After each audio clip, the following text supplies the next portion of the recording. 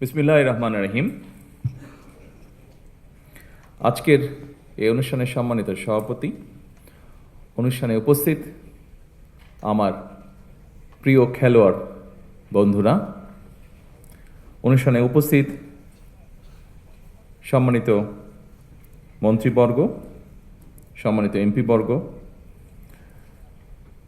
কর্মকর্তাবৃন্দ, sports সাথে সম্পৃক্ত কর্মকর্তাবৃন্দ এবং উপস্থিত সকল সুধীবৃন্দ, আসসালামু আলাইকুম। আজকে যেই অনুষ্ঠানে আমরা সকলে একত্রিত হয়েছি, আমার কাছে লেগেছে অনুষ্ঠানটি বলা যায় অনেকটা আমরা নর্মালি যে অনুষ্ঠানগুলোতে অ্যাটেন্ড করে থাকি, নর্মালি সেই অনুষ্ঠানগুলো থেকে কিছুটা হলেও অনুষ্ঠানটি ভিন্ন। আমরা আজকে এমন কিছু মানুষকে এখানে আমরা একত্রিত করেছি যারা সম্পূর্ণভাবে অরাজনৈতিক, কিন্তু এই মানুষগুলো দেশের জন্য বিরাট সুনাম বয়ে নিয়ে এসেছে এবং এই সুনামটি তারা বয়ে নিয়ে এসেছে সম্পূর্ণভাবে তাদের নিজ যোগ্যতায়। ঘরে বা ইন্ডাস্ট্রিতে মেঘনা স্টার কেবলস, বিশুদ্ধ কপারের নিরাপদ কেবলস, আপনার নিরাপত্তার সঙ্গী।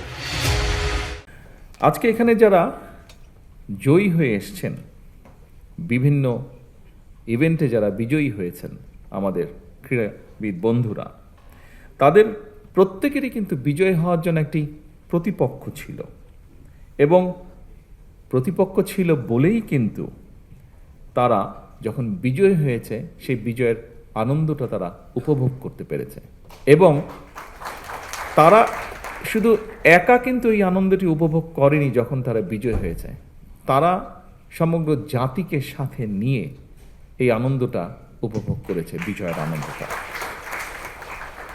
সুতরাং খেলাধুলায় কিন্তু পরাজয়ের অর্থ কিন্তু হেরে যাওয়া নয়, বরং এটির অর্থ হচ্ছে জয়ের একটি অংশ। আপনি আজকে পরাজিত হয়েছেন মানে ইনশাল্লাহ আপনি আগামী দিন বিজয়ী হবেন।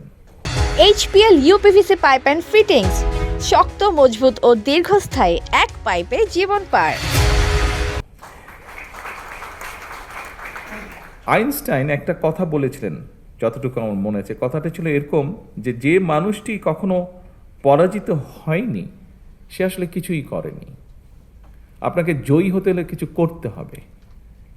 কথাটার অর্থ হচ্ছে সেটাই, যে মানুষটি পরাজিত হয়নি মানে সে পরাজিতই হয়নি, জয়ী হওয়ার তো প্রশ্ন আসে না, তার মানে সে কিছু উদ্যোগই গ্রহণ করেনি, চেষ্টাই করেনি। আজকের এই অনুষ্ঠানে যারা পুরস্কার গ্রহণ করেছেন, প্রত্যেকটা খেলাকে তারা প্রতিযোগিতামূলক করে তুলেছিলেন এবং অংশগ্রহণ করেছিলেন এবং এই জন্যই আমি তাদের প্রত্যেককে জানাই আমার আন্তরিক শুভেচ্ছা এবং অভিনন্দন। তবে এখানে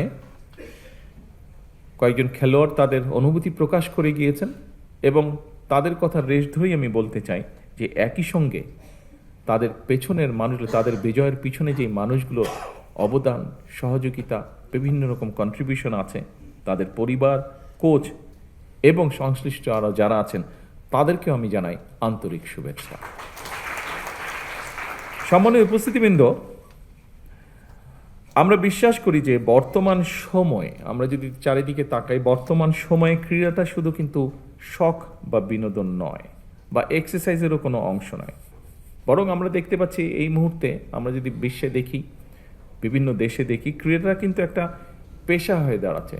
অ্যাকাউন্টস যেরকম একটা পেশা, ইঞ্জিনিয়ারিং যেরকম একটা পেশা, লিগ্যাল প্রফেশন যেমন একটা পেশা, ঠিক ক্রীড়াও কিন্তু স্পোর্টসও কিন্তু একটা পেশা হয়ে দাঁড়াচ্ছে।